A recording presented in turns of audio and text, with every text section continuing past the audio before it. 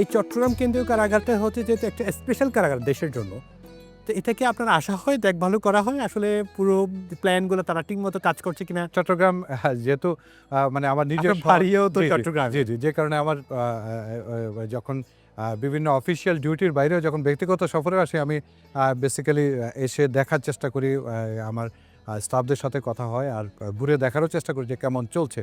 আর যেহেতু নিজের শহর, যাতে নিজের শহরে নিজের প্রতিষ্ঠান যাতে ভালোভাবে চলে, এটাও আমার একটা ডেফিনেটলি একটা ইয়েতে। সো এটার বাইরে নয়, আপনারা জানেন যে আমাদের আসলে এই চট্টগ্রাম কারাগার দেশের অন্যতম বৃহৎ একটা কারাগার, বাট আনফর্চুনেটলি আমাদের যে স্পেস এবং যে জায়গা আছে ধারণ ক্ষমতা, ওর তুলনায় কিন্তু আমাদের বন্দির সংখ্যা অনেক বেশি বেশি। তো এবং সত্যিকার অর্থে কারাগারের ভিতরে যে পরিবেশ আছে এখানে কোনো আর কোনো অ্যাকোমোডেশন অথবা বাড়ানোর কোনো সুযোগ নেই, তো এটা আমাদেরকে একটু ভোগাচ্ছে।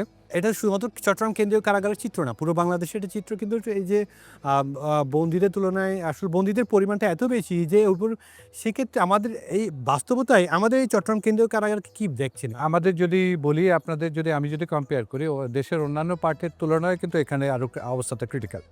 এখানে অলমোস্ট 4 গুণের মতো, মানে ধারণ ক্ষমতা প্রায় 4 টাইমস।